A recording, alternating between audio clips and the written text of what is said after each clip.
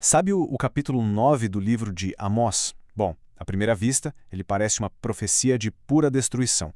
Mas por trás de toda aquela fúria e fogo, algumas tradições enxergam um código oculto, um mapa que não leva à ruína, de jeito nenhum, mas sim à renovação. E é justamente essa leitura simbólica que a gente vai desvendar agora. Logo de cara, o capítulo já chega com essa imagem que é, assim, avassaladora. A ordem divina aqui não é para uma simples reforma, não. É para uma destruição completa, que abala os próprios alicerces da estrutura. É uma linguagem muito visceral, sabe? Feita para a gente sentir o peso e a seriedade do que está por vir. E é aqui que a gente chega na pergunta-chave, né? A pergunta que vai guiar toda a nossa conversa. Será que estamos lendo apenas uma sentença de morte para um reino antigo? Ou será que temos em mãos um guia, uma alegoria para uma transformação profunda? A resposta exige que a gente mude um pouco o nosso olhar. Então, para a gente começar a desvendar esse quebra-cabeça, a primeira coisa é olhar de frente para a dualidade do texto. É impressionante. O capítulo nos apresenta uma visão que é ao mesmo tempo de fogo e de esperança. Olha só que coisa interessante esse contraste. De um lado, na coluna do julgamento, a gente vê a aniquilação total. Eu as matarei ao fio da espada. Do outro lado, na coluna da promessa, surge um renascimento glorioso. Reconstruirão as cidades em ruínas. Peraí, como assim? Como é que podem coexistir, na mesma frase, no mesmo fôlego, um decreto de mal e uma promessa de bem eterno? Essa tensão é a chave. É ela que abre a porta para um significado muito mais fundo. Pois é exatamente essa tensão toda que meio que nos convida, ou nos obriga, a mudar o jeito de olhar para a coisa. Então, vamos explorar as ferramentas que podem destravar este código milenar, saindo da interpretação literal para mergulhar de cabeça na simbólica. Vamos pensar um pouco diferente. E se o tal reino pecador, as colunas abaladas, as cidades em ruínas, não forem lugares físicos? E se, na verdade, tudo isso for uma metáfora da nossa própria condição interior? Essa é a grande virada de chave da leitura esotérica. A história vira um drama que acontece dentro de cada um de nós. E para ajudar a gente nessa jornada, vamos pegar emprestado, digamos, duas chaves mestras de tradições simbólicas bem antigas: a maçonaria e a cabala. Ambas são conhecidas por essa abordagem de ler textos sagrados, não só como história, mas como mapas para o desenvolvimento espiritual e moral do ser humano. O conceito que amarra essas duas tradições é a ideia do templo interior. A lógica aqui é que a destruição e a reconstrução que Amós descreve não são sobre um prédio de pedra, sabe? É sobre o nosso caráter, a nossa alma. O capítulo se transforma num guia para a purificação e o reerguimento de si. Ok? Com essa ideia bem firme na cabeça, a gente já pode começar a decodificar os grandes símbolos que Amós joga pra gente, usando as lentes da maçonaria e da cabala para iluminar o que estava oculto no texto. O primeiro grande símbolo que aparece é o tal do tabernáculo caído de Davi. Tá, mas o que é isso na prática? Esotericamente, não é uma ruína histórica.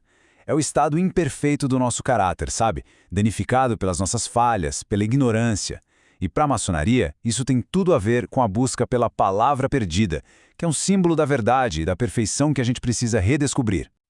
Ok, beleza, mas como é que se restaura esse tabernáculo? Bom, Amós é muito conhecido como o profeta do prumo. Na simbologia maçônica, o prumo é a ferramenta da retidão, um símbolo da integridade, da verdade, da moralidade. E aqui está o ponto crucial. Qualquer reconstrução espiritual precisa ser medida contra um padrão perfeito de retidão. Não dá para construir algo torto.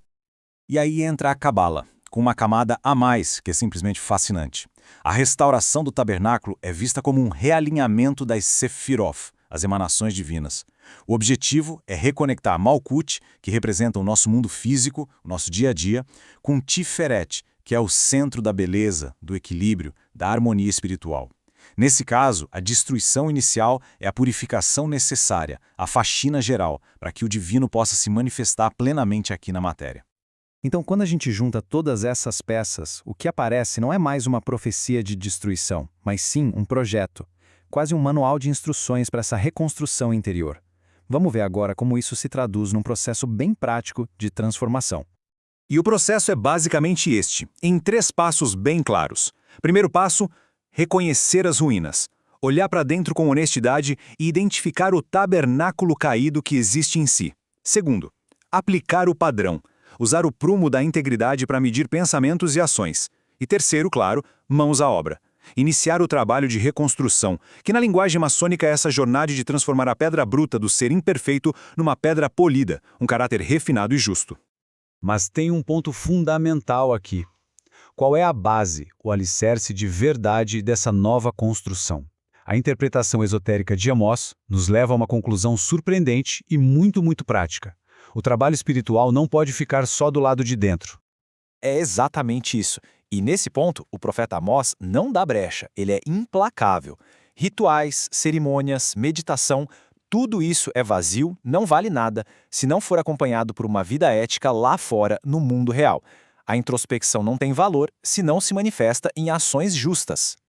Ou seja, a fundação real, os pilares que vão sustentar esse templo interior reconstruído são esses dois aqui, a caridade e a justiça.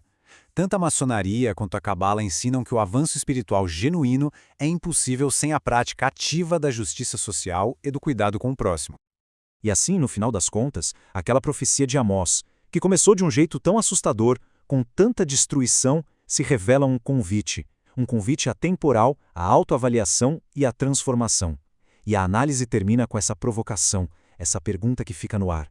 Quais são as ruínas no nosso próprio templo interior que já estão pedindo para ser reconstruídas, sempre usando, claro, o prumo da verdade e o alicerce da justiça?